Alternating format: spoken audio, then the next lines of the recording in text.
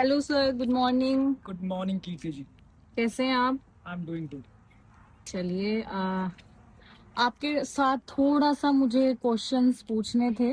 जी, आज हम कहाँ पर हैं? आज हम लोग जेपी ग्रीन स्पोर्ट्स सिटी में हैं, जो आपका यमुना एक्सप्रेसवे सेक्टर 25 एंड 26 में आता है। ओके।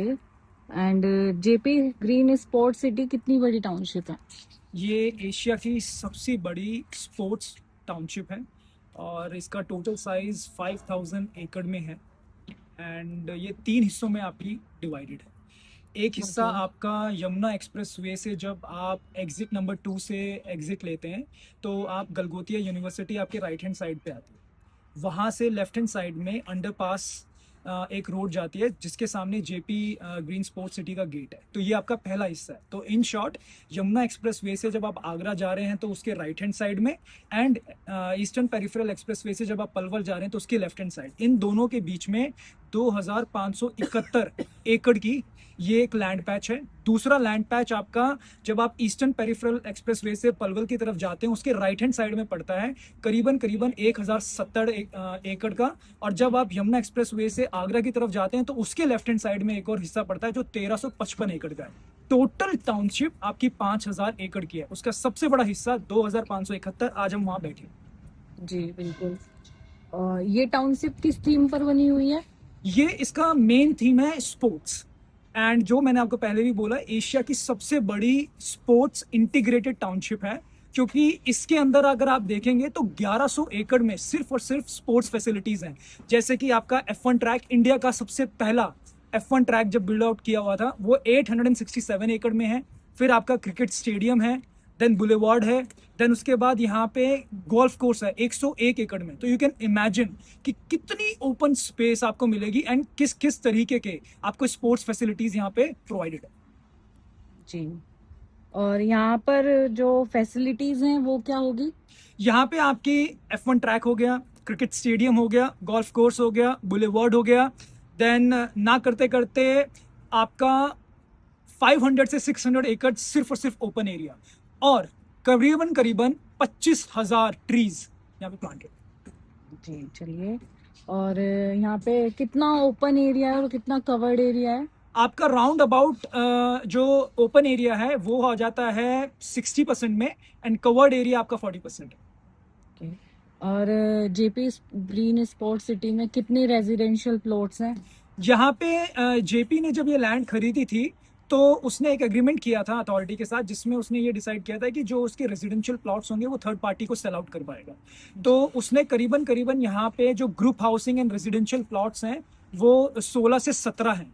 तो जिसके अंदर जेपी के खुद के 7 प्रोजेक्ट्स हैं, जैसे कि कोव हो गया, क्राउन हो गया, कासिया हो गया, देन आपके कंट्री होम्स 1 एंड 2 हो गया। ये सारे 7 प्रोजेक्ट्स इनके खुद के हैं। बाकी के जो प्रोजेक्ट्स हैं ये इन्होंने थर्ड पार्टी को दिए हुए हैं। तो ऐसे जो रेजिडेंशियल प्लॉट्स हैं ये करीबन करीबन 10 से 12 हैं जो थर्ड पार्टी के हैं, और खुद के इनके 7 और। अच्छा। जेपी स्पोर्ट्स सिटी का जो करंट स्टेटस है वो क्या होगा? जो करंट स्टेटस ये है कि उसको अडानी ने अक्वायर किया है, वो डील आई थिंक फाइनलाइज हो गई है ऑलमोस्ट, एंड 13,800 करोड़ की वो डील है। तो जो ये काम यहाँ जेपी का खुद का रुका हुआ था, जैसे गोल्फ कोर्स है 101 एकड़ का, वो गोल्फ कोर्स है, उसका खुद का क्लब हाउस है, वो कभी डेवलप नहीं हो पाया। बाकी के जो काम रुके हुए थे इनके खुद के, मैंने बोला 7 प्रोजेक्ट्स चल रहे थे जो मैंने आपको गिनाए, वो ग्राउंड्स हो गया, कासिया हो गया, कंट्री होम्स 1 एंड 2 हो गया, स्पोर्ट्सविल हो गया, ये बोगन विला हो गए, जो जितने भी हैं। तो ये सारे के सारे जो प्रोजेक्ट्स जो रुके हुए थे इनको अब ये कंप्लीट करेंगे, एंड ओवरऑल बाकी की जो रोड्स बची हुई हैं इनको भी ये करेंगे। तो इन शॉर्ट, अडानी के आने की वजह से ये जो जेपी ग्रीन स्पोर्ट्स सिटी है it is going to be on next level. Not मतलब नोएडा भी इसके कंपैरिजन में नहीं हो। अच्छा। तो जो रेजिडेंशियल प्लॉट है जेपी ने जो बिल्डर को बेचे हुए हैं, उनमें कोई लिटिगेशन है अभी? अभी तो कोई लिटिगेशन नहीं है। जितने भी थर्ड पार्टी को सेल किए हुए हैं सारे के सारे 100% पेड अप लैंड्स हैं। अगर आप देखेंगे तो सारे बिल्डर्स अपना काम कर ही रहे हैं। अच्छा। और यहाँ पे कौन कौन से प्रोजेक्ट चल रहे हैं?